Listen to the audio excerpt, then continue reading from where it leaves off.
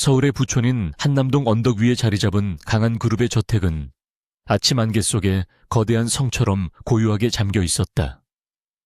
대리석 바닥 위로 구두굽이 부딪히는 소리만이 날카롭게 울려 퍼지며 정막을 깼고, 식당의 공기는 차갑게 가라앉아 숨조차 크게 쉬기 어려울 만큼 팽팽한 긴장감이 감돌았다. 식탁 끝과 끝에 앉은 두 사람 사이에는 보이지 않는 거대한 벽이 존재했고, 그 거리감은 물리적인 거리보다 훨씬 더 아득하게 느껴졌다. 강지훈은 자신의 맞은편에 앉아 조용히 찻잔을 기울이는 아내 한서윤에게 단 한 번의 눈길도 주지 않은 채 태블릿 PC 화면에 떠있는 주식 시세와 보고서들을 빠르게 훑어 내려가고 있었다. 그에게 있어 아내란 그저 집안의 구색을 맞추기 위해 존재하는 가구와 다를 바 없는 존재였으며, 그의 하루 일과 중에서 가장 무의미한 시간이 바로 이 아침 식사 자리였다. 한서윤은 남편의 무관심이 만들어낸 차가운 공기에 익숙해진 듯 표정의 변화 없이 홍차의 향을 음미하고 있었지만, 그녀의 눈동자는 남편이 넘기고 있는 서류의 뒷면을 예리하게 스캔하고 있었다. 그녀는 지난 3년 동안 강한그룹의 며느리라는 이름 아래 자신의 진짜 모습을 철저하게 숨긴 채 살아왔다. 세상 사람들은 그녀를 그저 운 좋게 재벌계 시집온 평범하고 조용한 여자로만 알고 있었고, 남편인 지훈조차 그녀가 과거 월계에서 신화적인 존재로 불렸던 리스크 분석가였다는 사실을 꿈에도 상상하지 못했다. 서윤은 자신의 날카로운 발톱을 부드러운 실크 장갑 속에 감춘 채 남편이 가져온 서류 뭉치 속에서 흘러나오는 위태로운 징후들을 본능적으로 감지하고 있었다. 지훈의 미간이 깊게 패이며 그가 신경질적으로 넥타이를 조금 느슨하게 풀었고, 식탁 위에 놓인 보고서를 거칠게 넘기는 소리가 유난히 크게 들렸다. 강한그룹의 차기 회장직을 확고히 하기 위해 지훈이 사활을 걸고 추진 중인 태성건설 인수가 막바지 단계에 이르렀지만, 어쩐지 마지막 협상 과정에서 상대방이 지나치게 순순히 나오는 점이 그의 신경을 건드리고 있었다. 그러나 그는 자신의 직감보다는 눈앞에 보이는 매력적인 자산 가치와 인수합병이 가져다줄 그룹 내 위상 강화에 더 몰두해 있었기에 미세하게 어긋난 퍼즐 조각들을 애써 무시하고 있었다.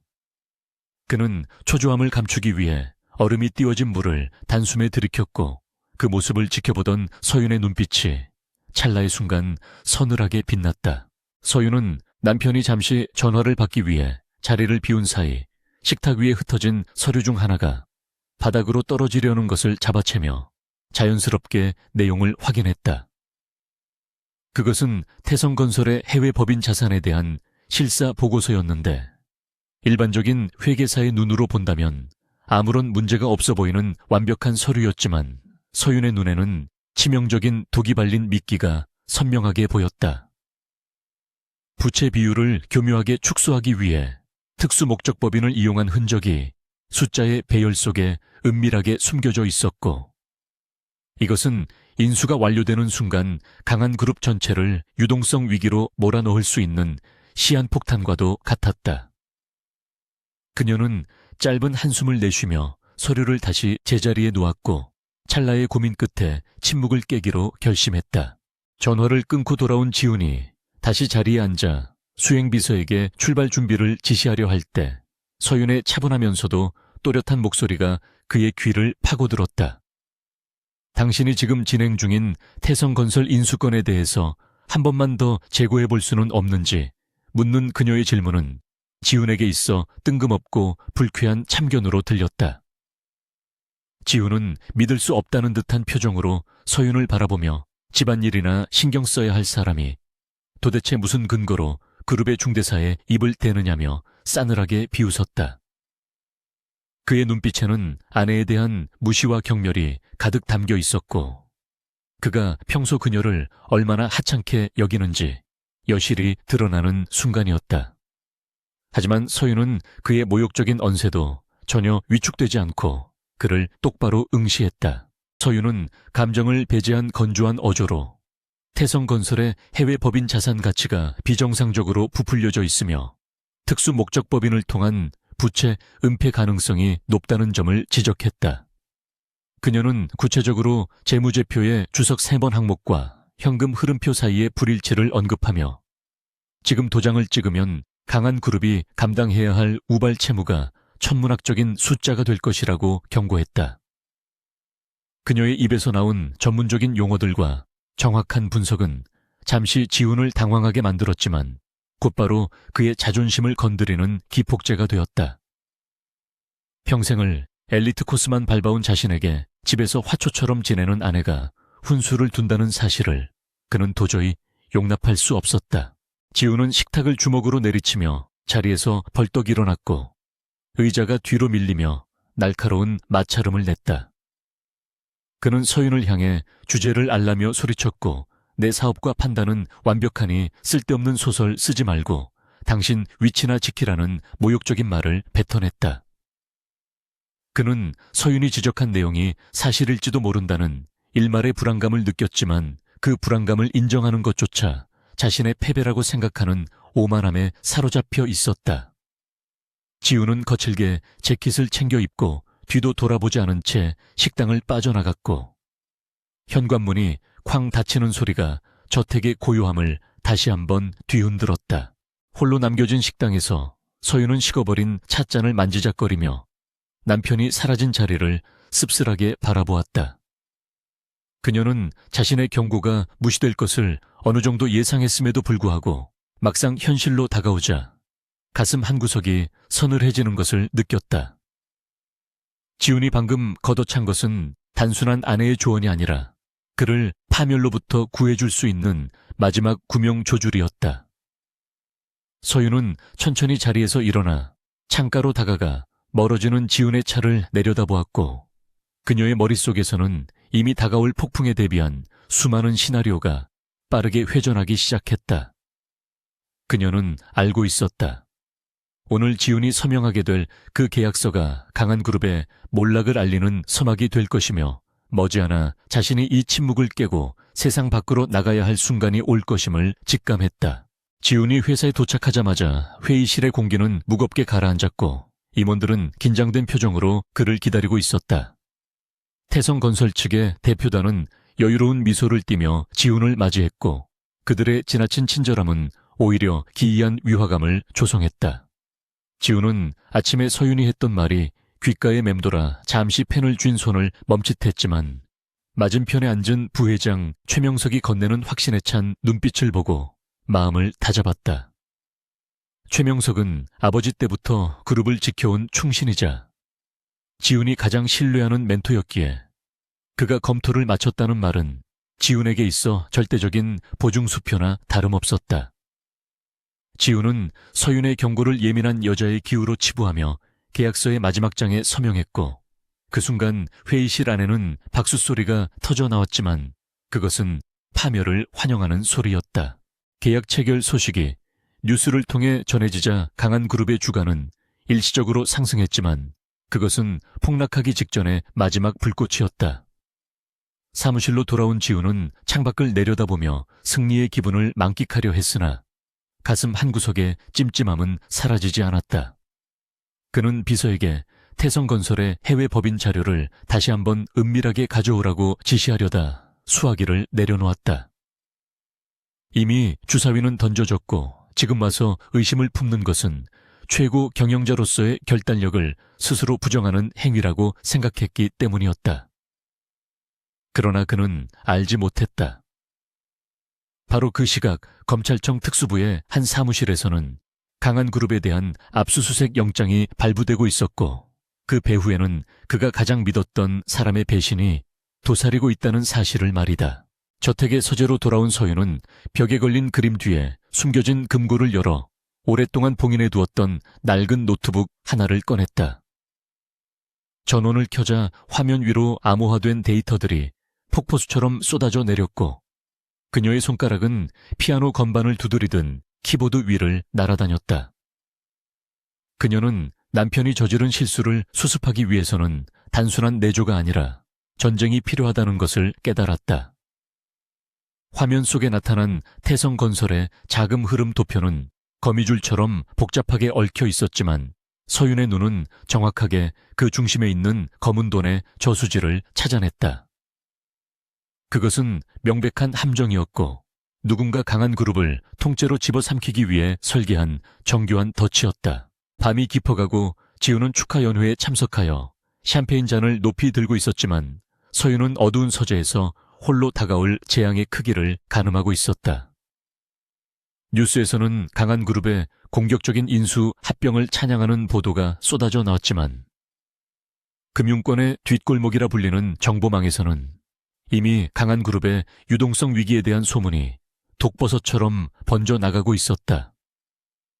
서윤은 과거 자신의 코드명이었던 아테나라는 이름으로 접속하여 몇 군데의 정보원들에게 메시지를 보냈고 그것은 잠자던 여왕의 귀환을 알리는 신호탄이었다.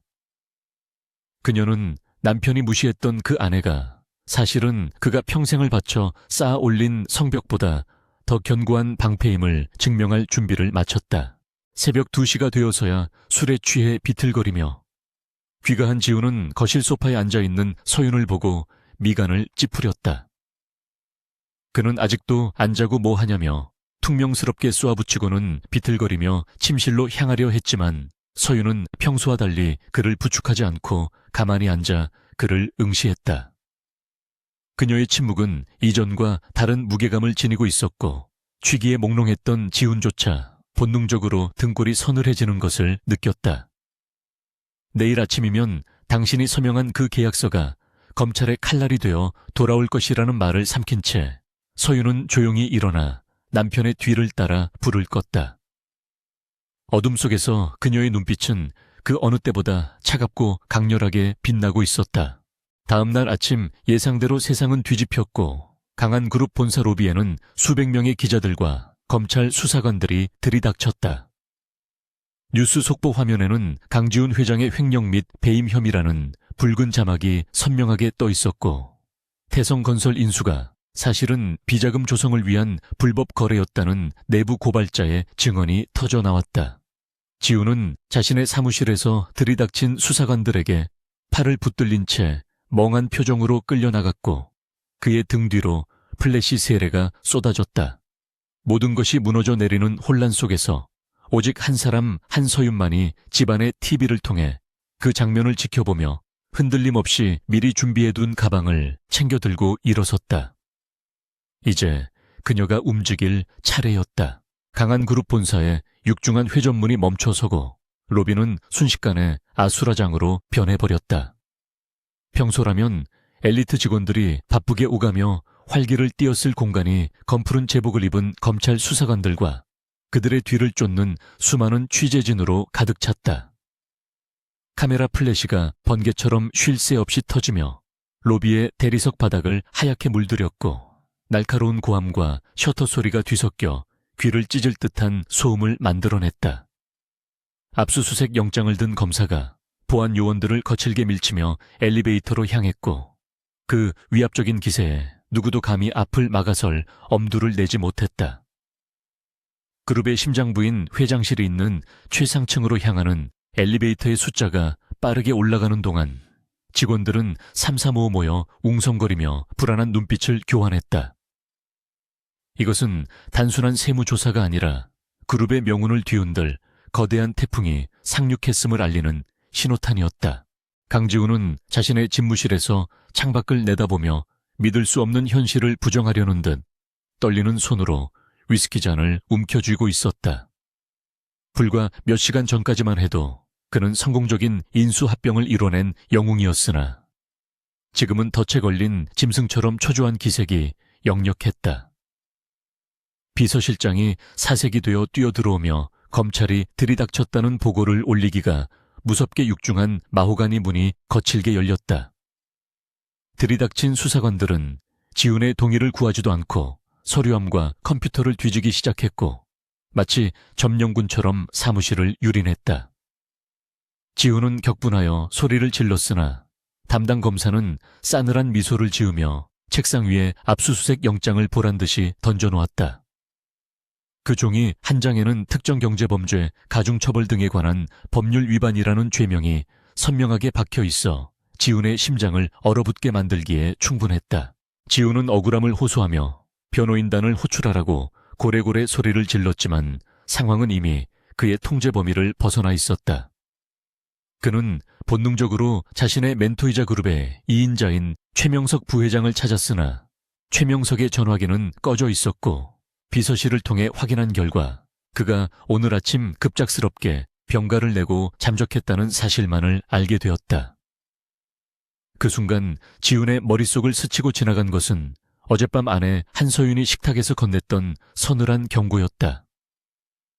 태성건설의 부실 자산과 이중장부에 대한 그녀의 지적은 정확히 지금 검찰이 들이미는 혐의 내용과 일치하고 있었고 지훈은 뒤통수를 얻어맞은 듯한 충격에 비틀거렸다.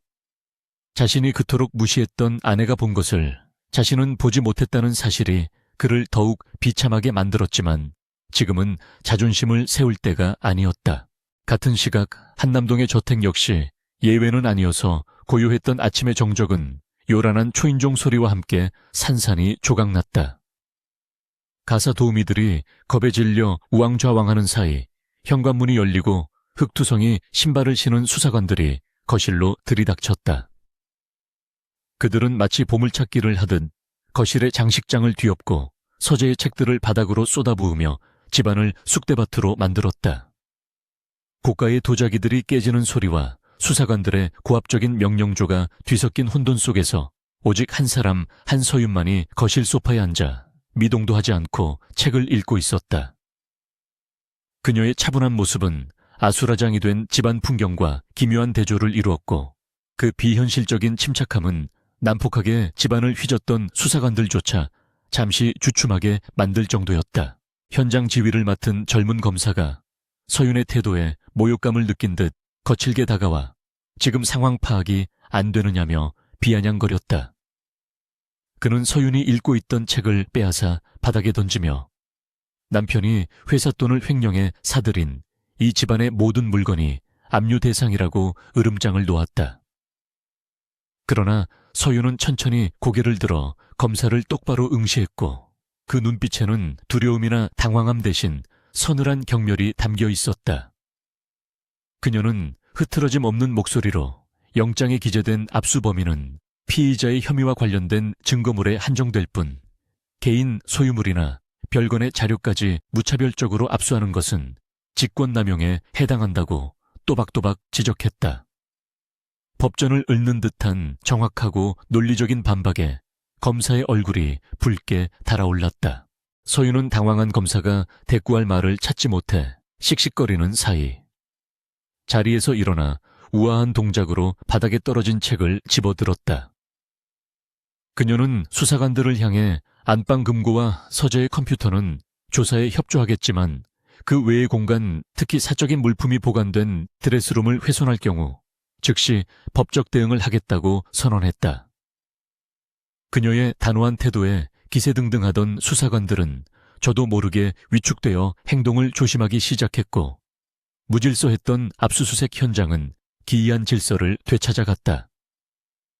서윤은 이 모든 과정이 남편을 옥죄기 위한 쇼라는 것을 간파하고 있었기에 감정적으로 동요하는 대신 냉철하게 상황을 통제하며 남편에게 필요한 것이 무엇인지 계산하고 있었다. 그녀에게 있어 지금의 위기는 두려움의 대상이 아니라 해결해야 할 과제일 뿐이었다. 오후가 되자 검찰청으로 연행되기 전 옷을 갈아입기 위해 잠시 집에 들른 지호는 엉망이 된 집안 꼴을 보고 망연자실한 표정을 지었다. 항상 당당하고 오만했던 그의 어깨는 축 처져 있었고 값비싼 양복은 땀과 구김으로 볼품없이 변해 있었다. 그는 거실 한가운데 서 있는 서윤을 보자마자 왈칵 눈물이 솟구치는 것을 느꼈지만 자존심 때문에 애써 고개를 돌렸다. 그런 그에게 서윤은 아무 말 없이 다가가 미리 챙겨둔 작은 가방을 건넸다. 그 안에는 지훈이 평소 복용하는 혈압약과 알러지약, 그리고 구치소 생활에 필요할 세면도구와 여분의 속옷이 꼼꼼하게 정리되어 있었다. 심지어 지훈이 긴장할 때마다 습관적으로 찾는 박하사탕까지 챙겨놓은 세심함에 지훈은 말문이 막혔다. 지훈은 떨리는 손으로 가방을 받아들며 서윤의 얼굴을 쳐다보았지만 그녀의 표정은 여전히 읽을 수 없는 무표정이었다. 평소라면 잔소리를 퍼붓거나 울며불며 매달렸을 상황에서도 그녀는 그저 담담하게 다녀오라는 짧은 인사만을 건넬 뿐이었다. 지우는 그제야 자신이 이 여자를 얼마나 모르고 살았는지 뼈저리게 느꼈다. 자신이 가장 높은 곳에 있을 때는 보이지 않던 아내의 존재감이 바닥으로 추락하고 나니 거대한 산처럼 다가왔다. 검찰 수사관들이 지훈의 팔을 잡고 재촉하자 그는 떨어지지 않는 발걸음을 옮기며 자꾸만 뒤를 돌아보았다. 현관에 서서 자신을 배웅하는 서윤의 모습이 점점 멀어져 갔지만 그녀의 눈빛만은 강렬하게 뇌리에 박혀 지워지지 않았다. 지훈이 연행된 후 서윤은 텅 빈 거실에 홀로 남아 깨진 도자기 조각들을 하나씩 줍기 시작했다. 그녀의 손가락 끝이 날카로운 파편에 스쳐 붉은 핏방울이 맺혔지만 그녀는 아랑곳하지 않고 묵묵히 청소를 이어갔다. 집안의 고요함은 더욱 깊어졌고 창밖에는 어둠이 짙게 깔리기 시작했다. 서윤은 알고 있었다. 남편이 구속되는 순간부터 진정한 싸움이 시작된다는 것을 말이다. 그녀는 깨진 조각들을 쓰레기통에 버린 뒤 지훈의 서재로 들어가 책상 아래 숨겨져 있던 비상 연락망이 적힌 수첩을 꺼냈다. 그 수첩에는 그녀가 결혼 전 금융정보 분석가로 활동하던 시절 구축해 놓았던 정재계의 그림자 인맥들이 암호로 적혀 있었다. 서윤은 수첩을 펼쳐들고 가장 먼저 연락해야 할 사람의 번호를 찾았다. 그는 과거 자신에게 큰 빚을 졌던 사채시장의 거물이자 정보상인 일명 독사라 불리는 남자였다. 통화 연결음이 몇 번 울리기도 전에 굵고 거친 남자의 목소리가 들려왔고 서윤은 짧고 간결하게 자신의 요구사항을 전달했다. 그녀의 목소리에는 조금의 망설임도 없었고 상대방 역시 그녀의 정체를 알아차린 듯 즉각적인 복종을 표했다. 전화를 끄는 서윤은 창가로 다가가 어둠 속에 잠긴 서울의 야경을 내려다보았다. 화려한 불빛 아래 숨겨진 탐욕의 도시가 그녀를 기다리고 있었고 그녀는 이제 그 도시의 가장 깊은 어둠 속으로 걸어 들어갈 준비를 마쳤다. 다음 날 아침 신문의 한 면은 강한그룹 회장의 구속 수감 소식으로 도배되었다. 검찰 포토라인에선 지훈의 초라한 모습이 대문짝만하게 실렸고 여론은 재벌의 부도덕성을 비난하며 들끓었다. 그룹의 주가는 하한가를 기록하며 곤두박질 쳤고 채권단은 대출 회수를 압박하기 시작했다. 모든 것이 절망적인 상황이었지만 서윤은 아침 일찍 일어나 단정한 정장으로 갈아입었다. 그녀는 화장대 앞에 앉아 거울 속에 자신을 바라보며 평소보다 짙은 립스틱을 발랐다.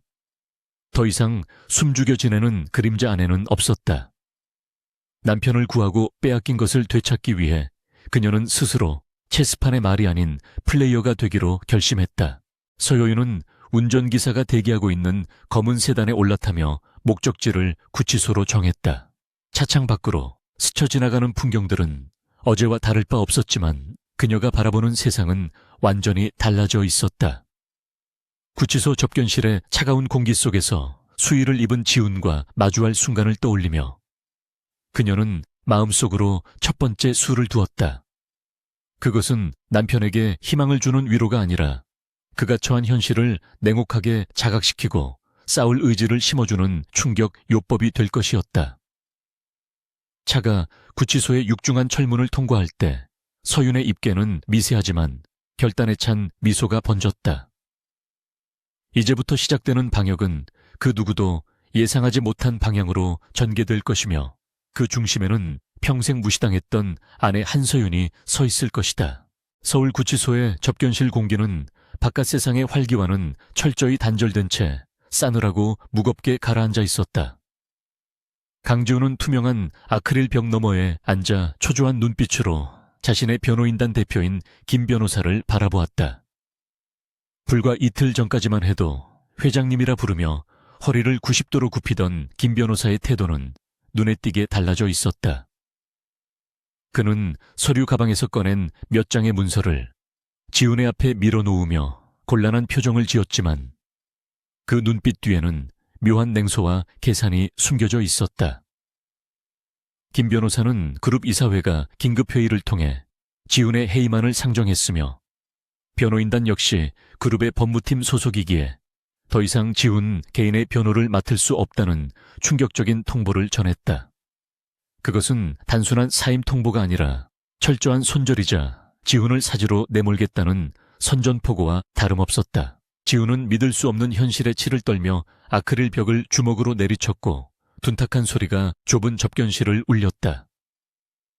그는 자신이 김 변호사에게 베풀었던 수많은 혜택과 지난 10년의 인연을 들먹이며 배신감을 토로했지만 김 변호사는 그저 안경을 고쳤으며 냉정하게 말을 자를 뿐이었다.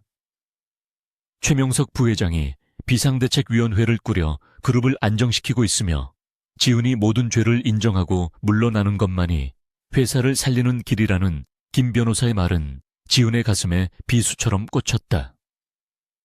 가장 믿었던 신보기자 아버지 때부터 가신이라 여겼던 최명석이 자신의 등에 칼을 꽂았다는 사실은 검찰의 강압적인 조사보다 더 큰 고통과 절망을 안겨주었다. 지훈은 힘없이 의자에 주저앉았고 그의 눈동자는 초점을 잃고 흔들렸다.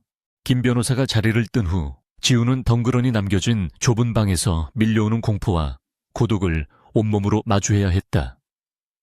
재벌 3세로 태어나 단 한 번도 남에게 고개를 숙이거나 패배를 맛본 적 없던 그에게 지금의 상황은 악몽보다 더 끔찍한 현실이었다. 차가운 시멘트 벽과 퀴퀴한 냄새, 그리고 자신을 죄인 취급하는 교도관들의 시선은 그의 자존감을 산산조각 내고 있었다. 그는 머리를 감싸쥐고 괴로워하며 자신이 어디서부터 잘못된 것인지 되짚어 보려 했지만 혼란스러운 머릿속은 정리가 되지 않았다.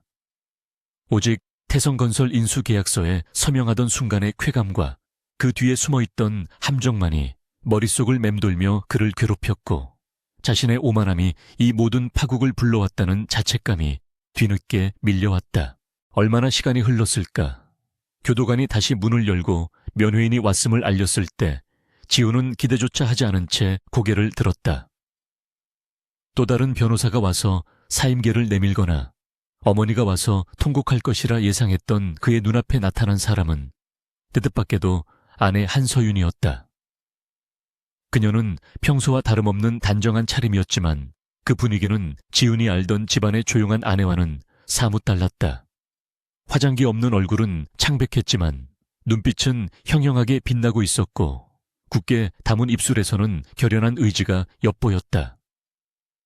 지훈은 헝클어진 머리와 초라한 수의를 입은 자신의 모습을 아내에게 보였다는 수치심에 고개를 돌리려 했지만 서윤은 그를 똑바로 응시하며 자리에 앉았다. 서윤은 지훈의 안부를 묻거나 눈물을 흘리는 대신 가방에서 낡은 수첩과 펜을 꺼내 들었다. 그녀는 주변을 경계하듯 잠시 교도관의 위치를 확인한 뒤 목소리를 낮추어 지훈에게 핵심적인 질문을 던지기 시작했다. 태성건설 인수 당시 실사보고서에 부록 4장에 기재되어 있던 케이맨 제도 소재의 특수목적법인 이름이 무엇이었는지 기억하냐는 그녀의 질문은 지훈의 예상을 완전히 벗어난 것이었다. 지훈이 당황하여 말을 더듬자 서윤은 한치의 망설임도 없이 스카이블루 홀딩스라는 이름을 댔고 그 법인의 실소유주가 최명석 부회장의 천한 명의로 되어 있다는 사실을 알고 있었냐고 추궁했다. 지훈은 마치 망치로 머리를 얻어맞은 듯 멍한 표정으로 서윤을 바라볼 수밖에 없었다. 지훈은 떨리는 목소리로 당신이 그걸 어떻게 아느냐고 물었지만 서윤은 대답 대신 더욱 날카로운 질문들을 쏟아냈다.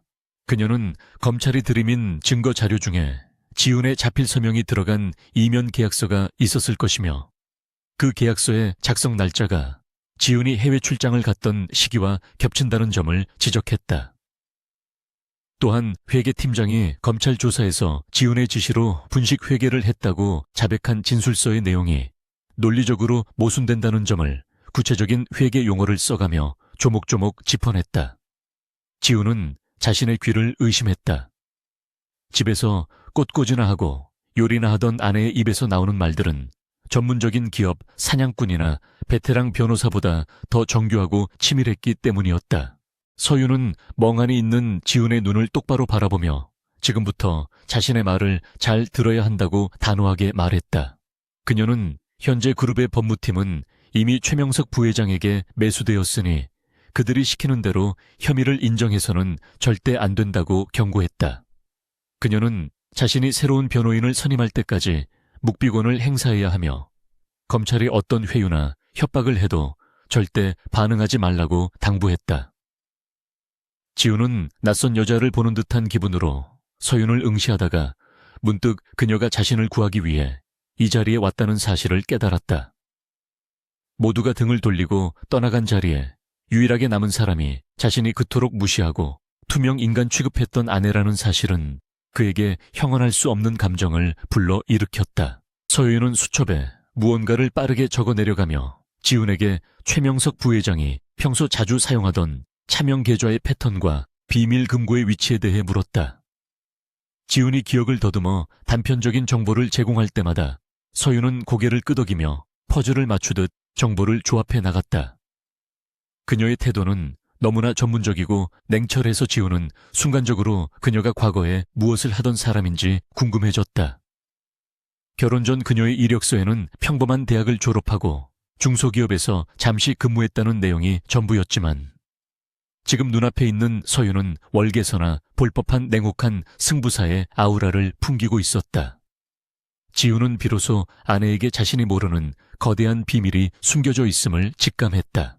면회 시간이 다 되어간다는 교도관의 알림이 울리자 서윤은 수첩을 덮고 자리에서 일어났다. 그녀는 유리벽에 손을 대며 지훈에게 걱정하지 말고 버티라는 짧은 한마디를 남겼다. 그 손은 비록 차가운 유리를 사이에 두고 있었지만 지훈에게는 그 어떤 따뜻한 위로보다 강력한 힘으로 다가왔다. 지훈은 저도 모르게 유리벽에 자신의 손을 갖다 대며 고개를 끄덕였다. 항상 약하고 보호받아야 할 존재라고 생각했던 아내가 사실은 자신보다 훨씬 강인한 존재였음을 인정하는 순간이었다. 서윤이 뒤도 돌아보지 않고 접견실을 나가는 뒷모습을 보며 지훈은 가슴 깊은 곳에서 뜨거운 것이 울컥 치솟는 것을 느꼈고 잃어버렸던 투지가 다시 타오르기 시작했다. 구치소를 빠져나온 서윤은 흐린 하늘을 올려다보며 깊은 숨을 내쉬었다. 차가운 바깥 공기가 폐부 깊숙이 들어오자 긴장했던 근육이 조금씩 풀리는 듯했다. 그녀는 핸드백에서 미리 준비해둔 대포폰을 꺼내 전원을 켰다. 이제 남편에게서 필요한 정보는 얻었으니 본격적으로 방역을 시작할 차례였다. 그녀는 저장되지 않은 번호로 전화를 걸었고 신호가 몇 번 가기도 전에 상대방이 전화를 받았다. 서윤은 암호화된 메시지로 오늘 밤 자정까지 최명석 부회장의 자금 세탁 경로를 추적할 팀을 소집하라고 지시했다. 그녀의 목소리는 접견실에서보다 훨씬 더 차갑고 위압적이었으며 과거 전설적인 리스크 분석가 아테나로서의 본능이 완전히 깨어난 상태였다. 서윤은 대기하고 있던 택시를 타고 시내의 낡은 오피스텔 단지로 향했다. 화려한 한남동 저택과는 어울리지 않는 허름한 곳이었지만 그곳은 서윤이 결혼 전부터 비밀리에 유지해온 그녀만의 안전 가옥이자 작전 기지였다. 오피스텔에 들어선 그녀는 벽면 가득 붙어있는 강한 그룹의 조직도와 최명석 부회장의 인물 관계도 앞에 섰다. 붉은색 펜을 든 그녀는 최명석의 사진 위에 X표를 치는 대신 그와 연결된 수많은 조력자들의 이름 위에 동그라미를 치기 시작했다. 적의 머리를 치기 전에 팔다리를 먼저 잘라내어 고립시키는 것. 그것이 서윤이 추구하는 확실한 승리의 방식이었다. 밤이 깊어지자 오피스텔에는 몇 명의 사람들이 모여들기 시작했다. 그들은 겉보기에는 평범한 회사원이나 학생처럼 보였지만 실제로는 해킹 도청 금융 추적 등 각 분야에서 최고의 실력을 가진 전문가들이었다. 그들은 서윤을 팀장이라 부르며 깍듯이 대했고 서윤은 그들에게 각자의 임무를 배분했다. 최명석의 비서실장 휴대폰을 해킹하여 통화 기록을 확보하는 것, 해외 법인의 자금 이체 내역을 실시간으로 감시하는 것, 그리고 검찰 내부의 첩자를 통해 수사 진행 상황을 파악하는 것 등 모든 지시가 군더더기 없이 명확했다. 서윤은 화이트보드 앞에 서서 브리핑을 하며 눈빛을 빛냈고 그녀의 등 뒤로 거대한 거미줄 같은 작전 지도가 완성되어 가고 있었다. 지훈은 독방에 누워 천장을 바라보며 서윤이 했던 말들을 곱씹고 있었다. 스카이 블루 홀딩스, 이면 계약서, 분식회계, 모순점 등 그녀가 던진 단서들은 어둠 속에서 길을 잃은 그에게 등대와도 같았다. 그는 자신이 얼마나 안일하게 경영을 해왔는지, 그리고 주변 사람들을 얼마나 맹목적으로 믿었는지 뼈저리게 후회했다. 하지만 후회만 하고 있을 시간은 없었다. 서윤이 밖에서 싸우고 있다면 자신은 안에서 무너지지 않고 버텨야만 했다. 그는 자리에서 일어나 팔굽혀펴기를 시작했다. 몸을 혹사시켜서라도 정신을 맑게 유지하고 다가올 검찰 소환 조사에서 서윤의 지시대로 완벽하게 대응하기 위해서였다. 땀방울이 바닥으로 떨어질 때마다 그의 눈빛은 더욱 독하게 변해갔다. 새벽이 밝아올 무렵 서윤은 최명석의 은밀한 사생활과 불법 자금의 연결고리를 보여주는 결정적인 단서 하나를 손에 넣어뒀다. 그것은 최명석이 내연녀의 명의로 운영하던 갤러리를 통해 비자금을 세탁해온 정황이 담긴 USB였다. 서윤은 모니터 화면에 띄워진 거래 내역을 보며 차가운 미소를 지었다. 이것은 시작에 불과했다. 그녀는 이 작은 균열을 이용하여 최명석이 쌓아올린 거대한 탐욕의 성을 무너뜨릴 계획이었다. 그녀는 피곤한 눈을 비비며 커피를 한 모금 마셨고 창밖으로 떠오르는 태양을 바라보며 남편을 구하고 자신들의 존엄을 되찾을 전쟁이 이제 막 시작되었음을 스스로에게 선포했다. 서울의 뒷골목에 위치한 낡은 오피스텔은 겉보기에는 허름해 보였지만 내부는 최첨단 보안 시스템으로 요새화되어 있었다. 한서윤은 칠흑 같은 어둠 속에서 5개의 모니터가 뿜어내는 푸른 불빛을 받으며 빠르게 키보드를 두드리고 있었다. 그녀의 눈동자는 화면 위를 흐르는 수천 줄의 금융 데이터 사이를 맹수처럼 훑고 지나갔고 그 움직임에는 한치의 망설임도 없었다. 과거 월계에서 수조 원의 자금을 움직이며 아테나라는 코드명으로 불렸던 전설적인 리스크 분석가의 본능이 완벽하게 깨어난 것이다. 그녀의 곁에는 후드티를 눌러 쓴 채 에너지 드링크를 마시고 있는 천재 해커 고스트가 앉아 있었고 그는 서윤의 지시에 따라 강한 그룹의 메인 서버 우후의 접속을 시도하고 있었다. 이 공간은 이제 단순한 은신처가 아니라 거대한 권력에 맞서기 위한 전쟁 지휘소였다. 서윤은 모니터 화면에 띄워진 복잡한 자금 흐름도 속에서 미세하게 어긋난 하나의 선을 찾아냈다. 그것은 일반적인 회계 감시망으로는 절대 포착할 수 없는 아주 교묘한 방식의 자금 세탁 경로였다. 태성건설 인수 대금 중 일부가 페이퍼 컴퍼니인 스카이블루 홀딩스를 거쳐 룩셈부르크에 있는 익명의 계좌로 흘러들어간 정황이 포착된 것이다. 서윤은 그 계좌의 소유주를 추적하기 위해 과거 자신이 구축해놓았던 글로벌 정보망을 가동했다. 그녀가 보낸 암호화된 메시지는 전 세계 금융 허브에 퍼져 있는 그녀의 정보원들에게 전달되었고 몇 분 지나지 않아 답변들이 속속 도착하기 시작했다. 그 모든 정보가 가리키는 종착지는 단 한 사람, 바로 강한그룹의 부회장이자 남편 강지훈이 아버지처럼 따랐던 최명석이었다. 같은 시각 강한그룹의 부회장실에서는 최명석이 최고급 와인잔을 흔들며 서울의 야경을 내려다보고 있었다. 그의 입계에는 승자의 여유가 넘쳐 흘렀고 책상 위에는 강지훈의 해임안이 상정된 긴급 이사회 소집 공문이 놓여 있었다. 그는 평생을 강한그룹의 그림자로 살면서 2인자의 서름과 야망을 가슴 깊이 숨겨왔고 이제 드디어 그 야망을 실현할 순간이 눈앞에 다가왔다고 확신했다. 그는 지훈이 감옥에서 썩어가는 동안 그룹을 장악하고 해외 투기 자본과 결탁하여 회사를 공중분해시킨 뒤 알짜배기 자산만을 챙길 계획이었다.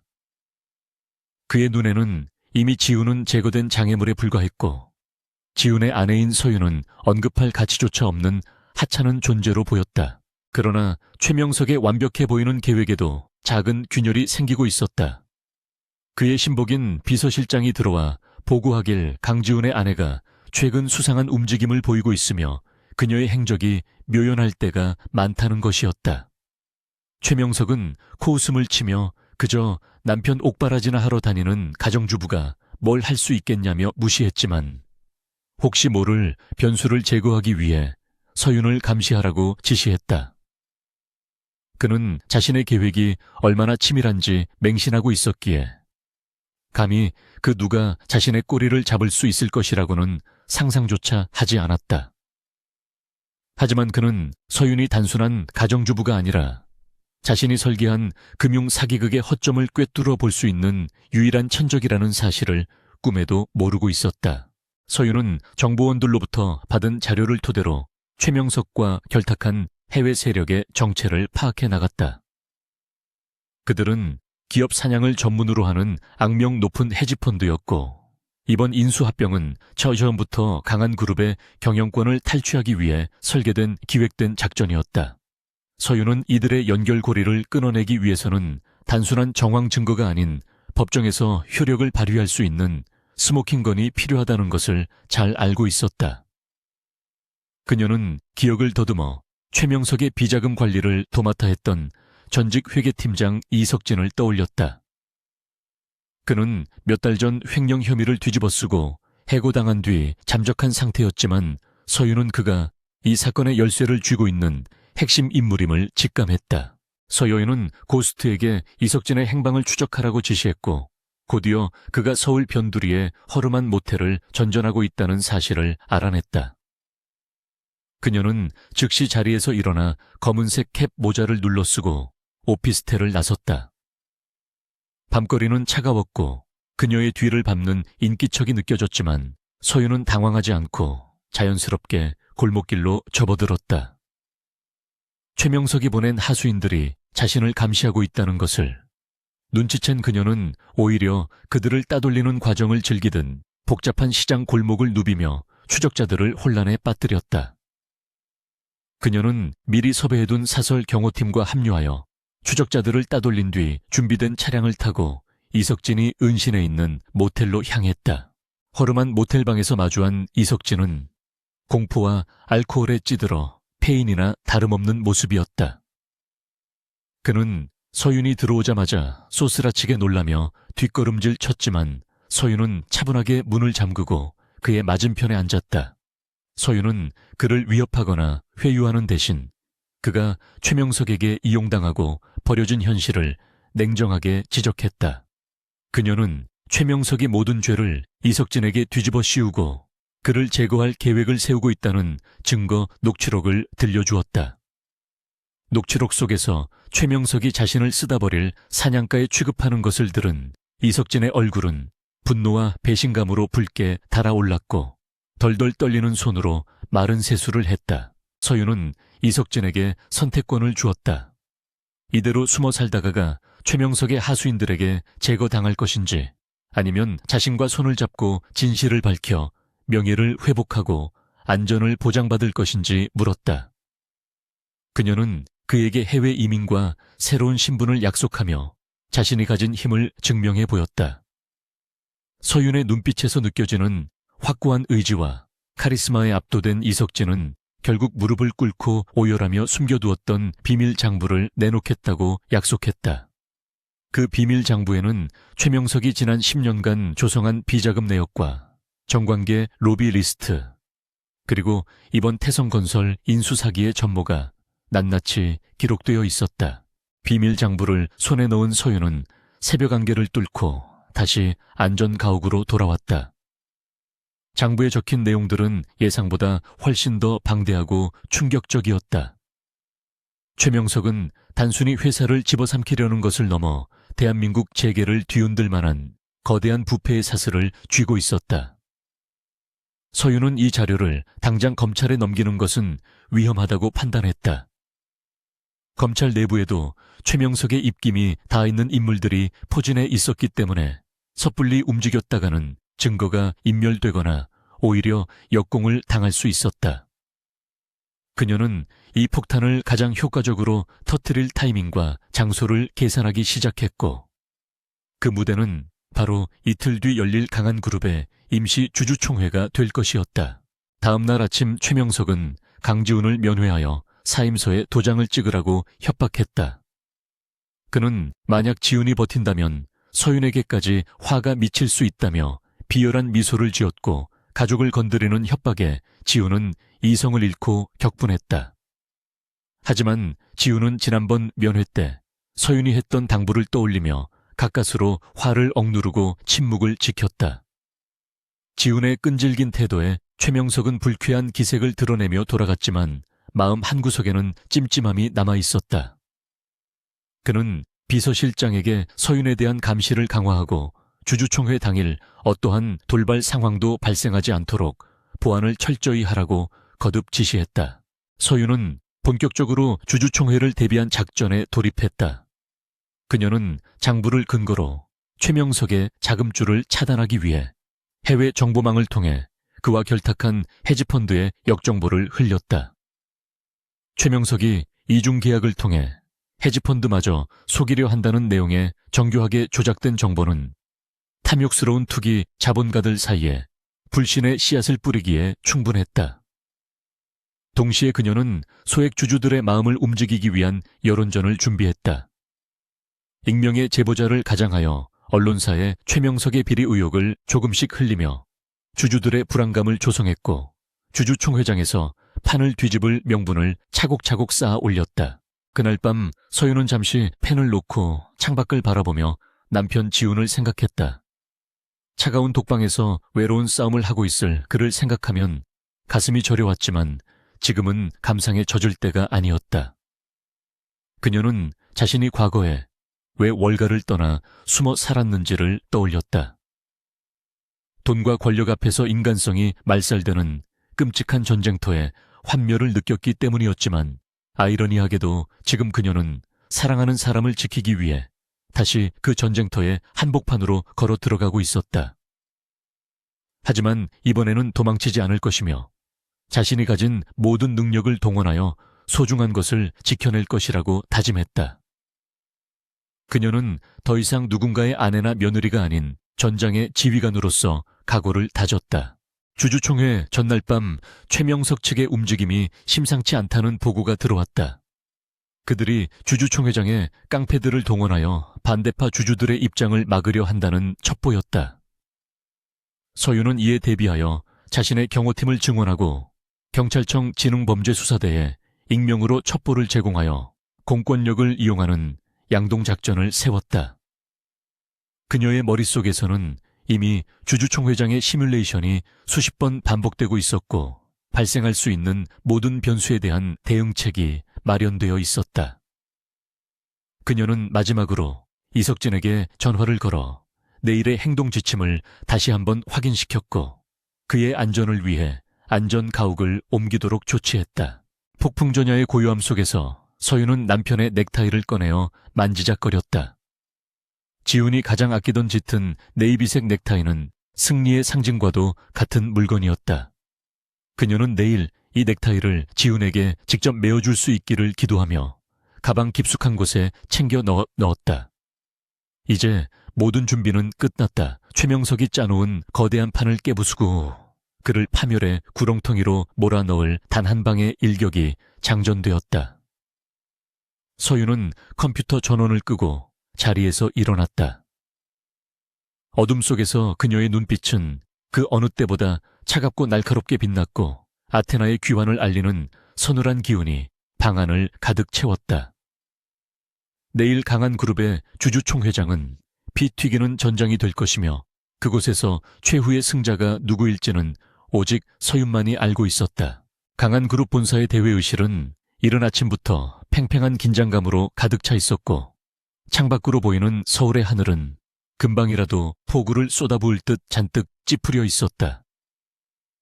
최명석 부회장은 상석에 앉아 임시 주주총회 준비 상황을 보고받으며 만족스러운 미소를 짓고 있었지만, 그 미소 뒤에는 초조함이 교묘하게 숨겨져 있었다.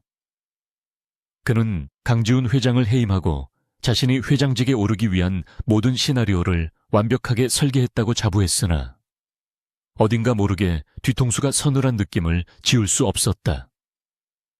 주주들에게 보낼 위임장 확보 현황이 예상보다 저조했고 특히 외국계 투자자들의 움직임이 심상치 않다는 보고가 계속해서 올라오고 있었기 때문이었다.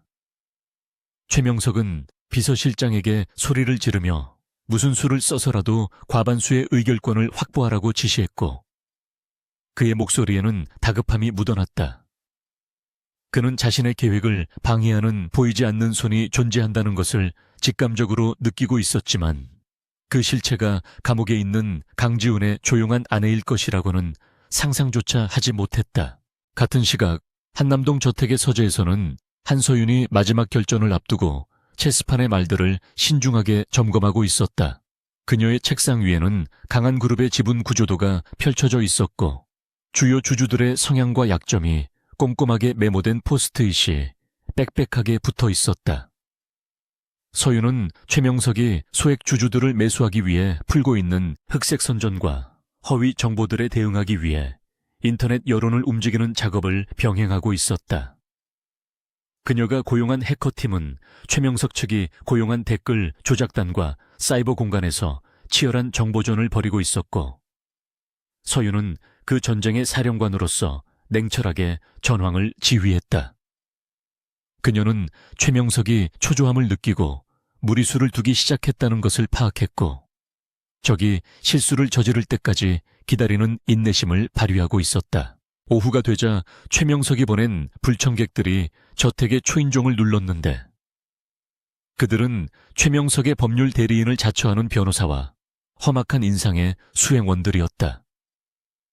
그들은 거실 소파에 앉아 서윤에게 서류 봉투 하나를 내밀며 강지훈 회장이 모든 혐의를 인정하고 경영권 포기 각서에 서명한다면 집행유예로 풀려날 수 있도록 손을 써주겠다는 달콤한 제안을 건넸다. 변호사는 서윤을 세상 물정 모르는 안주인으로 취급하며 지금 상황에서 남편을 살릴 수 있는 유일한 길은 최 부회장님의 자비에 기대는 것뿐이라고 비아냥거리는 어조로 말했다. 그의 태도는 오만방자하기 짝이 없었고 곁에선 수행원들은 위압적인 분위기를 조성하며 무언의 협박을 가하고 있었다. 서윤은 차를 한 모금 마신 뒤 천천히 서류 봉투를 집어들었고 그 안에 담긴 내용물을 훑어보는 척하다가 차가운 눈빛으로 변호사를 응시했다. 그녀는 변호사의 이름을 정확하게 부르며 당신이 지난달 성수동 재개발조합 비리 사건에서 증거를 조작한 혐의로 내사 중인 것을 알고 있다고 나지막이 말했다. 변호사의 얼굴이 순식간에 사색이 되자 서윤은 덧붙여 당신의 로펌이 최명석 부회장의 차명 계좌를 관리하는 페이퍼 컴퍼니의 법률 자문을 맡고 있다는 사실이 밝혀지면 변호사 자격 박탈은 물론이고 구속을 면치 못할 것이라고 경고했다. 그녀의 입에서 나온 정보들은 너무나 구체적이고 치명적이어서 변호사는 들고 있던 찻잔을 떨어뜨릴 뻔했다. 당황한 변호사가 말을 더듬으며 헛기침을 하는 사이 서윤은 자리에서 일어나 그들에게 당장 내 집에서 나가라고 단호하게 명령했다. 그녀는 최명석에게 전하라는 말과 함께 내일 주주총회장에서 보자고 선전포고를 했고 그 목소리에는 한치의 흔들림도 없는 위엄이 서려 있었다. 쫓겨나듯 저택을 빠져나가는 그들의 뒷모습을 보며 서윤은 깊은 한숨을 내쉬었지만 그녀의 눈빛은 더욱 강렬하게 타오르고 있었다.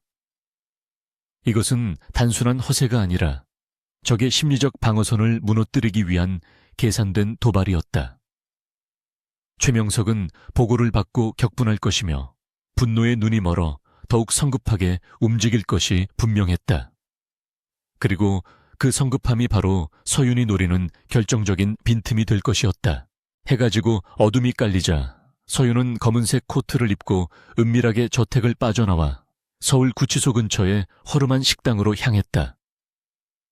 그곳에는 그녀가 미리 섭외해둔 인권 변호사이자 과거 강지훈의 대학 동기인 박 변호사가 기다리고 있었다. 박 변호사는 모두가 지훈을 외면할 때 유일하게 서윤의 연락을 받고 달려와준 의리 있는 인물이었고 서윤은 그에게 내일 실행할 작전의 핵심 임무를 맡겼다. 그것은 바로 형사소송법상의 허점을 이용하여 주주총회 당일 강지훈이 법원의 허가를 받아 일시적으로 석방되어 회의에 참석할 수 있도록 만드는 구속집행정지 신청이었다. 이는 전례를 찾기 힘든 위험한 도박이었지만 서윤은 승산이 있다고 판단했다.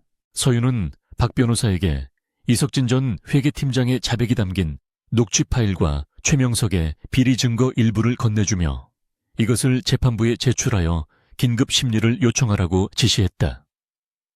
지훈의 구속이 부당한 음해에 의한 것임을 입증하고 경영권 방어를 위한 주주총회 참석이 피고인의 정당한 방어권 행사임을 강력하게 주장해야 한다고 강조했다. 박 변호사는 서윤이 준비한 자료에 방대함과 치밀함에 혀를 내두르며 이 정도면 판사도 움직일 수 있을 것이라고 확신했다. 두 사람은 식당 구석진 자리에서 머리를 맞대고 내일 벌어질 법정 공방의 예상 시나리오를 점검하며 밤이 깊도록 전략을 다듬었다. 다음 날 새벽 서윤은 잠시 눈을 붙였다가 악몽을 꾸고 식은땀을 흘리며 깨어났는데 꿈속에서 그녀는 끝없는 벼랑 끝에 서 있었다. 하지만 그녀는 곧바로 정신을 차리고 욕실로 들어가 찬물로 세수를 하며 마음을 다잡았다. 오늘은 결전의 날이었고 단 한 번의 실수도 용납되지 않는 살얼음판 위를 걸어야 했다. 그녀는 옷장에서 가장 단정하면서도 강인한 인상을 주는 짙은 남색 정장을 꺼내 입었고 머리를 깔끔하게 빗어 넘겼다. 거울 속에 비친 그녀의 모습은 더 이상 누군가의 아내가 아니라 거대한 기업의 운명을 짊어진 전사의 모습이었다. 그녀는 핸드백 속에 최명석을 파멸시킬 결정적인 증거가 담긴 USB를 챙겨 넣으며 비장한 각오를 다졌다. 주주총회가 열리는 호텔 연회장은 이른 아침부터 취재진과 주주들 그리고 보안 요원들이 뒤섞여 북새통을 이루고 있었다. 최명석 측은 회의장 입구에 덩치 큰 사설 경호원들을 배치하여 출입을 통제하고 있었고 반대파 주주들의 입장을 고의로 지연시키며 험악한 분위기를 조성했다. 회의장 안에는 이미 최명석을 지지하는 세력들이 앞자리를 차지하고 앉아 승리감에 도취된 표정으로 잡담을 나누고 있었다. 최명석은 단상 위에 마련된 의장석에 앉아 회의장 전체를 내려다보며 마치 왕이 된 듯한 기분을 만끽하고 있었지만 그의 시선은 자꾸만 입구 쪽을 향하며 불안하게 움직였다. 그는 서윤이 무언가를 꾸미고 있다는 것을 알았지만 그녀가 감히 이곳에 나타나리라고는 확신하지 못하고 있었다. 회의 시작 시간이 임박해오자 장내 아나운서가 개회를 알리는 방송을 했고 주주들의 웅성거림이 잦아들었다. 최명석은 마이크를 잡고 짐짓 비통한 표정을 지으며 강지훈 회장의 불미스러운 사태에 대해 사과하고 회사의 경영 정상화를 위해 불가피하게 해임안을 상정하게 되었다고 연설을 시작했다. 그의 말 한마디 한마디는 거짓과 위선으로 점철되어 있었지만 매수된 주주들은 박수를 치며 호응했다. 그때 회의장 뒷문이 열리며 소란이 일어났고 사람들의 시선이 일제히 그곳으로 쏠렸다. 경호원들의 제지에도 불구하고 당당한 걸음걸이로 들어서는 사람은 바로 한서윤이었다. 그녀의 등장에 회의장은 순식간에 찬물을 끼얹은 듯 조용해졌고 최명석의 얼굴이 일그러졌다. 서여윤은 수많은 카메라 플래시와 사람들의 시선을 온몸으로 받으며 단상을 향해 걸어갔다. 그녀의 표정은 차분했지만 걸음걸이에는 힘이 있었고 그 기세에 압도된 경호원들이 주춤거리며 길을 터주었다. 최명석이 벌떡 일어나 여기가 어디라고 감히 들어오느냐며 고함을 질렀지만 서윤은 눈 하나 깜짝하지 않고 그를 바라보았다. 그녀는 마이크를 향해 다가가 자신이 강지훈 회장의 대리인이자 주요 주주로서 이 자리에 참석할 법적 권리가 있음을 선언했다. 그녀의 목소리는 마이크를 타고 회의장 전체에 쩌렁쩌렁하게 울려 퍼졌고 주주들 사이에서 동요가 일기 시작했다. 최명석은 보안 요원들에게 서윤을 끌어내라고 소리쳤지만 그때 회의장의 대형 스크린이 갑자기 켜지며 낯선 영상이 재생되기 시작했다. 그것은 서윤이 미리 해커팀을 통해 준비해둔 영상으로 최명석이 이면 계약서에 서명하는 장면과 비밀 회합을 갖는 모습이 담긴 CCTV 영상이었다. 장내는 충격과 경악의 도가니로 변했고 주주들은 웅성거리며 최명석을 향해 해명을 요구하기 시작했다. 최명석은 당황하여 스크린을 끄라고 악을 썼지만 시스템은 이미 서윤의 통제에 있었다. 이것은 서윤이 준비한 첫 번째 공격이자 적의 예봉을 꺾어놓기 위한 전초전이었다. 혼란스러운 틈을 타 서윤은 단상 위로 올라가 최명석과 대치했다. 그녀는 최명석에게 당신의 추악한 음모는 끝났다고 차갑게 말하며 품 안에서 서류 한 장을 꺼내들었다. 그것은 바로 법원이 발부한 강지훈 회장의 구속집행 정지 결정문과 주주총회 참석 허가서였다. 최명석이 믿을 수 없다는 듯 서류를 낚아채 확인하는 순간 회의장 입구 쪽에서 다시 한번 거대한 함성이 터져 나왔다. 육중한 문이 활짝 열리고 정장을 말끔하게 차려입은 강지훈이 변호인단과 함께 들어서고 있었던 것이다. 며칠간의 수감 생활로 인해 다소 수척해졌지만 그의 눈빛만은 예전보다 훨씬 더 깊고 강인하게 빛나고 있었다. 지훈이 회의장에 들어서자 전세는 급격하게 역전되기 시작했다. 그동안 숨죽이고 있던 지훈 지지파 주주들이 환호성을 지르며 그를 맞이했고 최명석 측 인사들은 당황하여 어쩔 줄을 몰라 했다. 지훈은 단상으로 걸어 올라와 서윤의 옆에 섰고 두 사람은 서로를 바라보며 짧지만 깊은 신뢰의 눈빛을 교환했다. 지훈은 마이크를 잡고 주주들에게 정중하게 고개를 숙여 사과한 뒤 단호한 목소리로 진실을 밝히겠다고 선언했다. 서윤은 지훈의 뒤로 한 발짝 물러나 그를 든든하게 받쳐주었고 이제부터 펼쳐질 진정한 방역을 위해 숨을 골랐다. 그녀는 알고 있었다. 아직 최명석에게는 마지막 발악을 할 카드가 남아있으며 진짜 싸움은 지금부터라는 것을 말이다. 최명석은 위기에 몰리자 급하게 비서실장에게 신호를 보냈고 곧이어 회의장 조명이 꺼지는 돌발 상황이 발생했다. 어둠 속에서 고성이 오가고 누군가 단상 위로 뛰어올라오는 소리가 들렸다.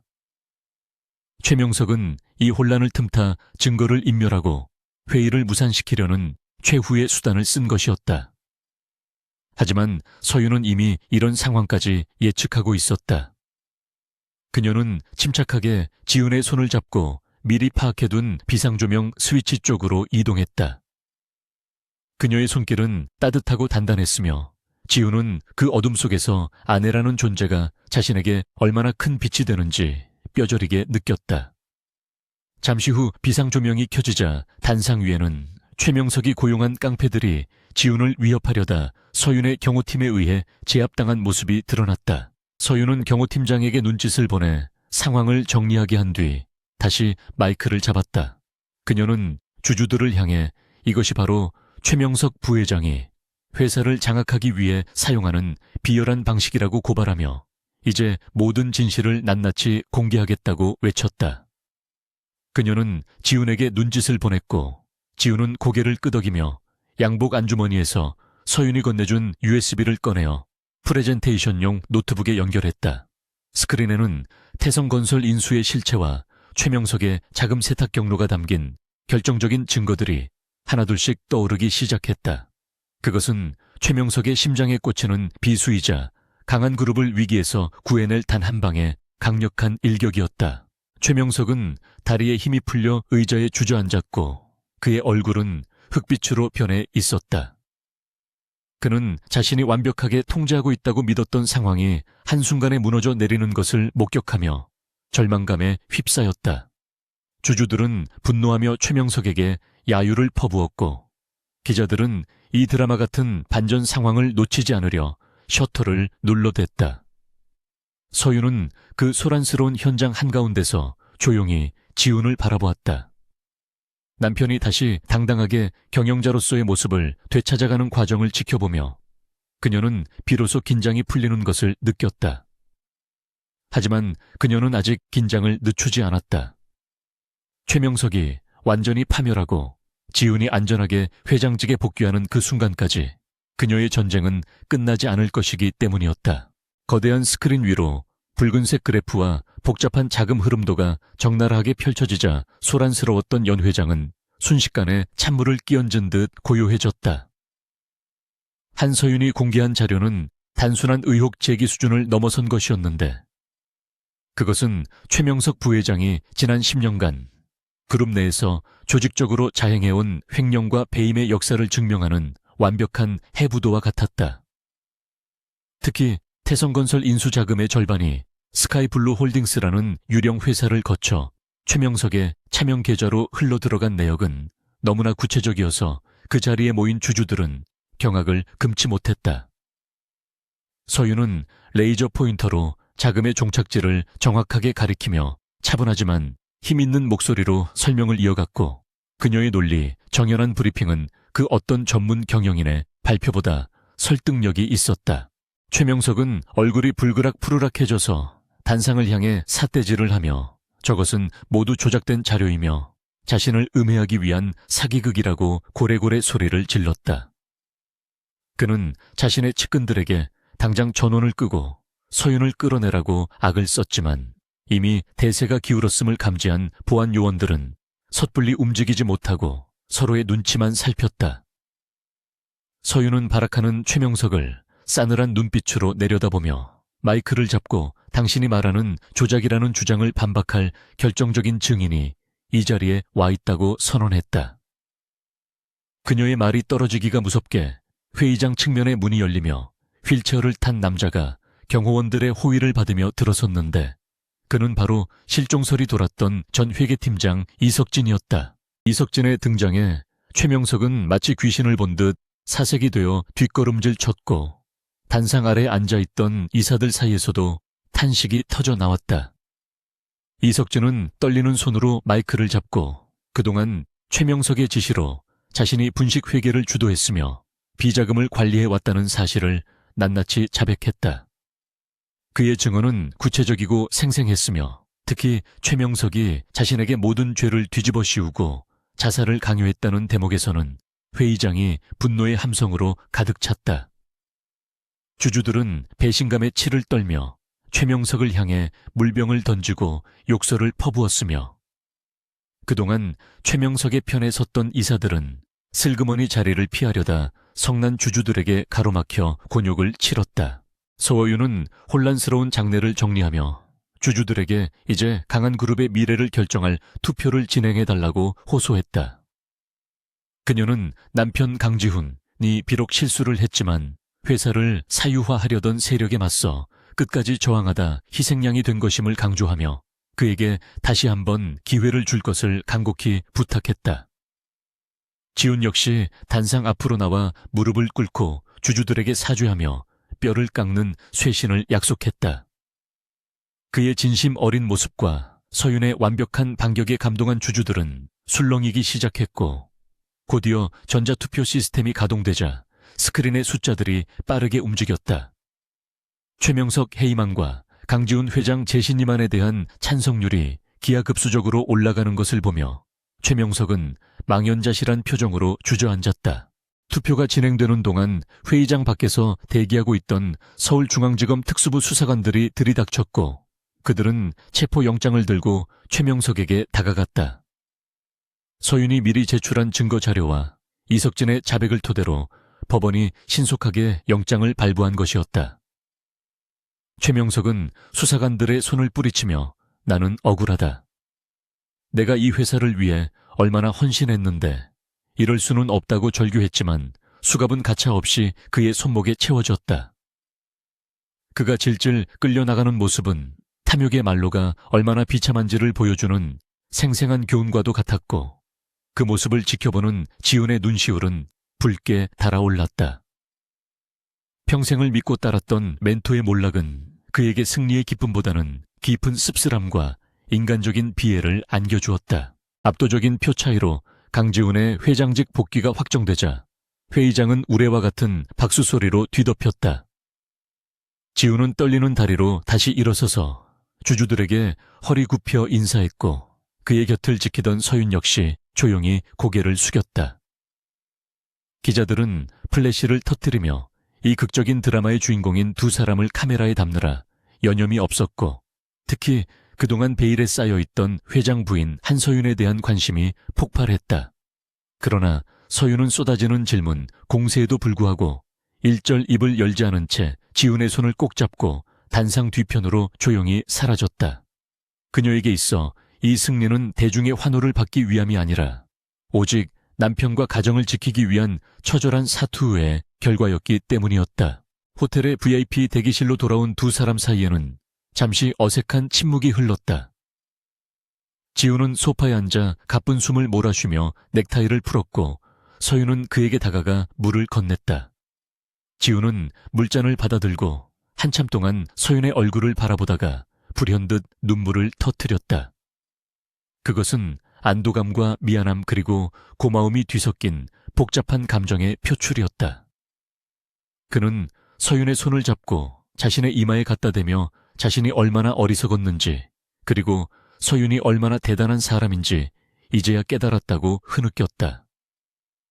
평소에 오만하고 차가웠던 모습은 온데간데 없고 무너져 내린 한 남자의 진심만이 그 공간을 채웠다.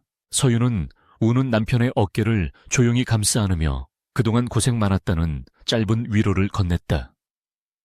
그녀는 지훈을 비난하거나 자신의 공을 내세우지 않았지만 그 침묵 속에는 지훈이 스스로 깨닫기를 바라는 단호함이 배어 있었다. 그녀는 지훈에게 이번 일은 당신이 혼자 감당하기에는 너무 큰 시련이었지만 이 경험을 통해 진정한 리더가 무엇인지 배웠기를 바란다고 나지막이 말했다. 지훈은 눈물을 닦으며 고개를 끄덕였고 앞으로 평생 당신에게 속죄하며 살겠다고 맹세했다. 서윤은 그런 지훈을 보며 희미하게 미소 지었지만 마음 한구석에서는 이제부터가 진짜 시작이라는 것을 알고 있었다. 무너진 회사를 다시 세우고 썩은 환부를 도려내는 작업은 최명석을 몰아내는 것보다 훨씬 더 어렵고 긴 싸움이 될 것이기 때문이었다. 그날 오후 강한그룹 본사로 복귀한 지훈은 즉각적으로 비상경영체제를 선포했다.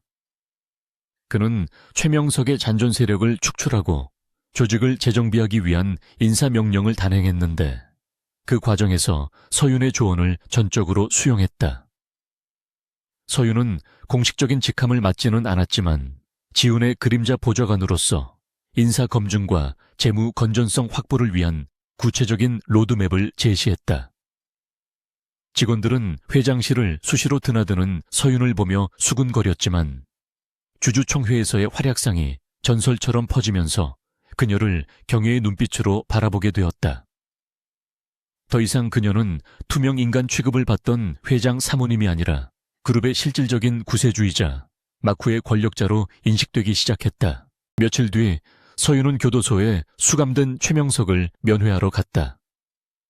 최명석은 수의를 입고 초췌한 모습으로 앉아 있었지만 서윤을 보자마자 도끼 어린 눈빛을 쏘아보았다. 그는 네가 이겼다고 생각하지 마라.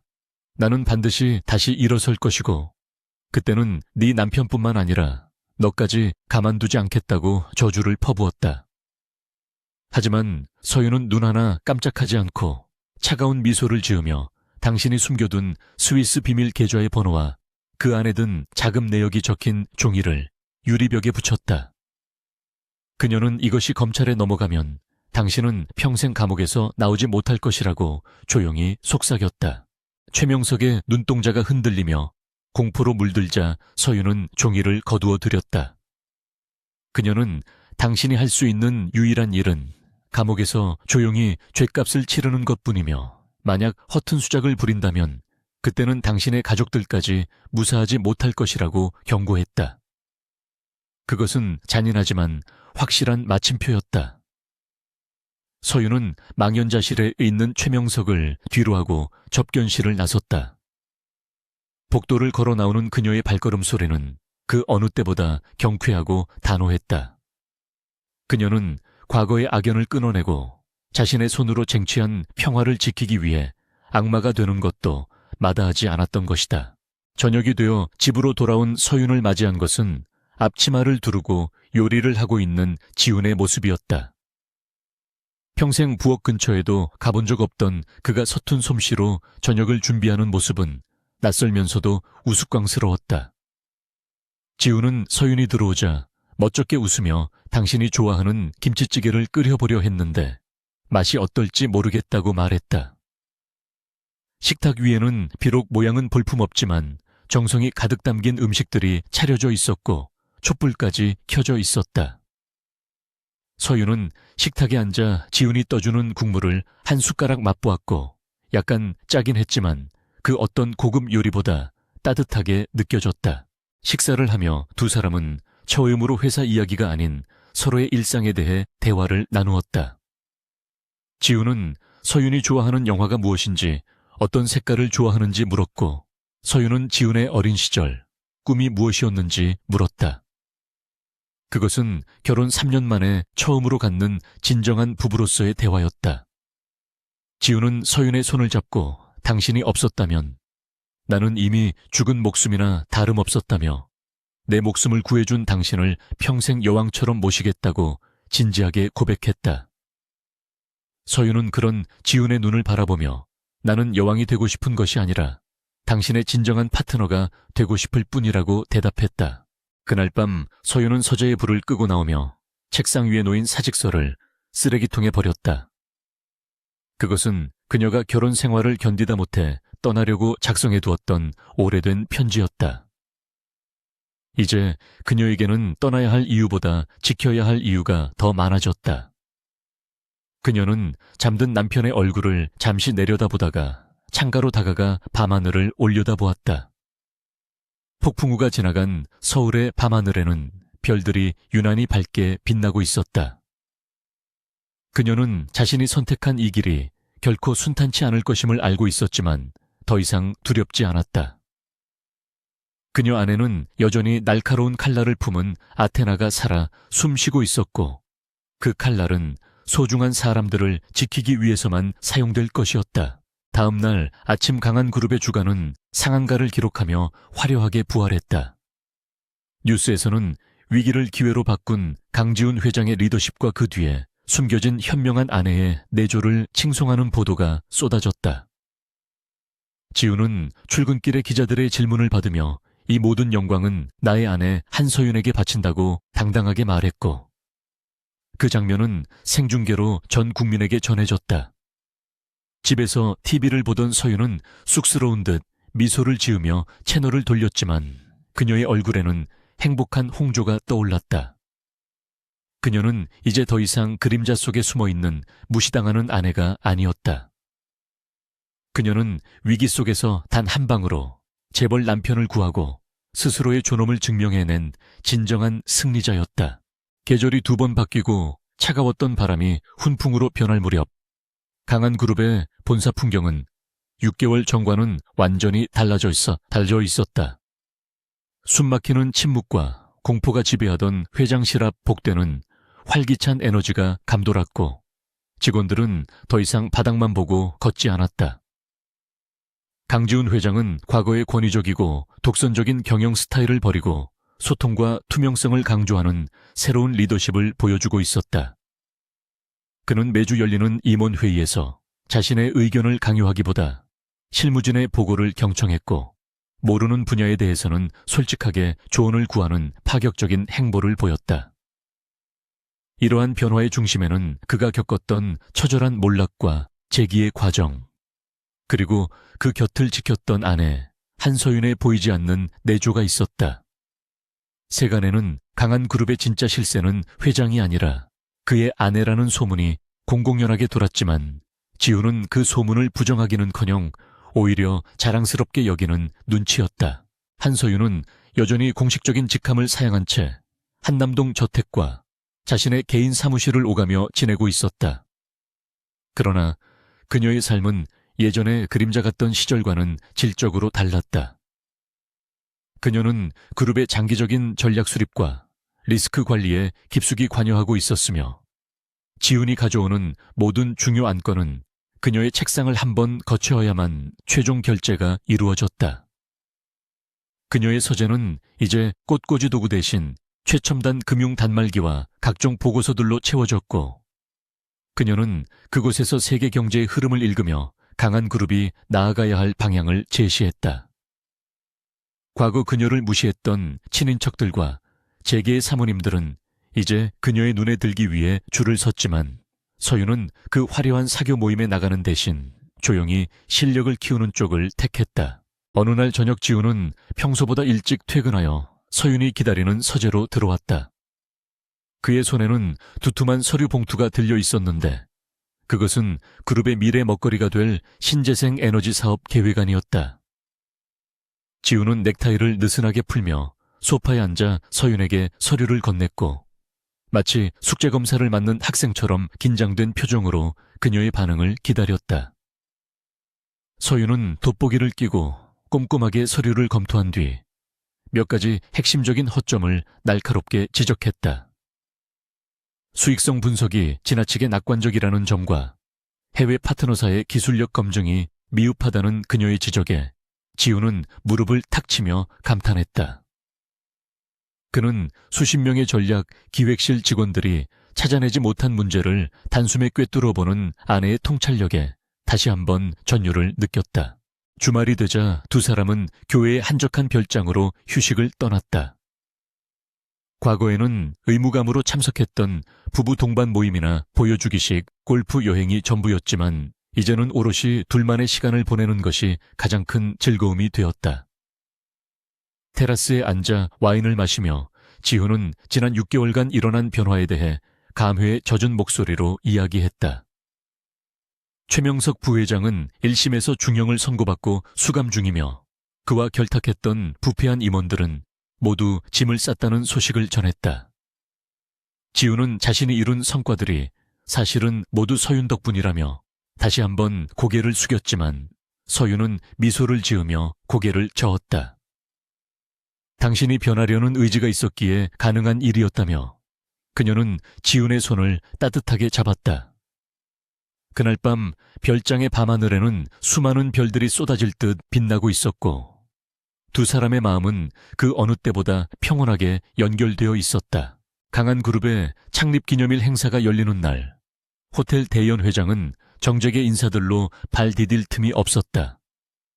행사의 하이라이트는 강지훈 회장의 기념사였는데 단상에 오른 지훈의 모습은 자신감에 차 있으면서도 겸손함이 묻어났다. 그는 연설 도중 잠시 말을 멈추고 귀빈석에 앉아있는 서윤을 바라보았다. 화려한 조명 아래서 우아하게 미소 짓고 있는 서윤은 그 누구보다 빛나는 존재였다. 지훈은 예정된 원고를 잠시 내려놓고 마이크를 향해 진심 어린 고백을 시작했다. 가장 어두웠던 순간에 등불이 되어준 사람이 있었기에 지금의 강한 그룹과 자신이 존재할 수 있었다는 그의 말에 장내에는 뜨거운 박수가 쏟아졌다. 사람들은 그 말이 누구를 향한 것인지 알고 있었고 서윤을 향해 경의 어린 시선을 보냈다. 행사가 끝나고 집으로 돌아오는 차 안에서 서윤은 창밖으로 스쳐 지나가는 서울의 야경을 바라보며 깊은 생각에 잠겼다. 1년 전만 해도 그녀는 이 도시의 화려함 뒤에 숨어있는 투명 인간 같은 존재였다. 남편의 무관심과 시댁의 냉대 속에서 자신의 능력을 숨긴 채 숨죽여 살아야 했던 날들이 주마등처럼 스쳐 지나갔다. 하지만 위기는 기회가 되었고 그녀가 날린 단 한 번의 방역은 모든 것을 뒤바꾸어 놓았다. 이제 그녀는 누군가의 아내로만 정의되는 것이 아니라 스스로의 이름으로 존중받는 주체적인 삶을 살게 되었다. 그녀는 문득 자신의 손을 꽉 잡고 있는 지훈의 손길을 느꼈고 그 온기 속에서 더 이상 외롭지 않은 미래를 보았다. 집에 도착한 두 사람은 늦은 밤 야식을 먹으며 소소한 대화를 나누었다. 지훈은 내일 있을 해외 투자자들과의 미팅에 대해 조언을 구했고 서윤은 부드럽지만 단호한 어조로 협상의 전략을 일러주었다. 지훈은 메모장까지 꺼내어 그녀의 말을 받아 적으며 연신 고개를 끄덕였다. 과거에는 상상조차 할 수 없었던 이 풍경은 이제 두 사람에게 지극히 자연스러운 일상이 되었다. 지훈은 서윤에게 농담 반 진담 반으로 회장직을 당신에게 넘기고 나는 전업주부가 되는 게 낫지 않겠냐며 웃었지만 서윤은 당신이 앞에서 빛날 때 나는 뒤에서 그림자를 지우는 역할이 더 편하다고 답했다. 서로의 역할에 대한 완벽한 이해와 존중. 이것이 그들이 찾아낸 행복의 방정식이었다. 며칠 뒤 서윤은 옛 동료였던 해커 고스트와 정보상 독사를 조용히 만났다. 그녀는 그들에게 두툼한 사례금과 함께 새로운 신분으로 살아갈 수 있는 정착 지원금을 전달했다. 그들은 서윤에게 감사를 표하며 언제든 필요하면 다시 부르라고 말했지만 서윤은 이제 그런 일이 없기를 바란다며 웃어 보였다. 그녀는 과거 아테나로서의 삶을 완전히 정리하는 것은 아니었지만 이제는 어둠 속의 해결사가 아닌 양지에서의 전략가로서 능력을 사용하기로 결심했다. 그녀는 그들과 헤어지고 나오는 길에 맑게 갠 하늘을 올려다보았다. 구름 한 점 없는 파란 하늘은 그녀의 앞날이 이제는 폭풍우가 아닌 햇살로 가득할 것임을 예고하는 듯 했다. 계절이 다시 바뀌어 첫눈이 내리는 날, 지훈과 서윤은 처음 만났던 장소인 남산의 한 레스토랑을 찾았다. 그곳은 정략 결혼을 위한 맞선 자리에서 서로에게 아무런 감정 없이 건조한 대화만 나누었던 기억이 서려 있는 곳이었다. 하지만 지금 두 사람의 눈빛에는 꿀이 떨어질 듯한 애정이 가득했다. 지훈은 서윤에게 작은 선물 상자를 건넸는데 그 안에는 화려한 다이아몬드 목걸이 대신 투박하지만 진심이 담긴 손편지와 두 사람의 이니셜이 새겨진 만년필이 들어있었다. 지훈은 앞으로 우리가 써내려갈 이야기는 당신과 함께 기록하고 싶다는 의미라고 설명했고 서윤은 그 어떤 보석보다 값진 선물에 눈시울을 붉혔다. 식사를 마치고 나온 두 사람은 하얗게 눈 덮인 산책로를 걸었다. 지훈은 자신의 코트를 벗어 서윤의 어깨에 걸쳐 주었고 서윤은 지훈의 팔짱을 꼈다. 차가운 공기 속에서도 맞잡은 두 손은 따뜻했고 발자국 소리가 뽀드득거리며 고요한 밤의 정적을 채웠다. 서윤은 문득 지훈에게 물었다. 만약 그때 내가 나서지 않았다면 우리는 어떻게 되었을까? 지훈은 잠시 걸음을 멈추고 서윤을 바라보며 대답했다. 아마 나는 파멸했을 것이고 더 무서운 건 당신이라는 보석을 영원히 알아보지 못한 채 평생을 후회하며 살았을 것이라고. 그의 대답에는 한치의 가식도 없었고 서윤은 그 진심을 온전히 받아들였다. 강한 그룹은 이후 승승장구하며 글로벌 기업으로 도약했고 그 성공 신화 뒤에는 항상 현명한 아내의 내조가 있었다는 이야기가 전설처럼 전해졌다. 하지만 세상 사람들은 모를 것이다. 그 내조라는 단어 속에 얼마나 치열한 두뇌 싸움과 강인한 결단력이 숨겨져 있었는지, 그리고 무시당하던 아내가 위기의 순간에 보여준 단 한 방이 어떻게 오만한 남편을 무릎 꿇리고 진정한 사랑과 존경을 쟁취해냈는지 말이다. 서윤은 이제 더 이상 숨지 않는다. 그녀는 자신의 자리를 찾았고 그 자리에서 가장 사랑하는 사람과 함께 세상을 움직이고 있었다. 눈 내리는 서울의 밤. 한남동 저택의 창가에는 늦은 시간까지 불이 켜져 있었다. 그 불빛은 마치 등대처럼 어둠을 밝히고 있었고 그 안에는 서로를 마주보며 웃고 있는 두 사람의 그림자가 비쳤다. 평생을 무시당했던 아내는 이제 위기를 넘어 전설이 되었고 재벌 남편은 그녀의 가장 든든한 아군이 되어 새로운 내일을 준비하고 있었다. 이것은 끝이 아니라 두 사람이 함께 만들어갈 진정한 인생의 서막이었다. 한서윤과 강지훈 그들은 이제 완벽한 파트너로서 그 어떤 시련이 닥쳐와도 흔들리지 않을 견고한 성을 쌓아 올렸다. 그리고 그 성 안에서 그들은 오래오래 행복할 것이다.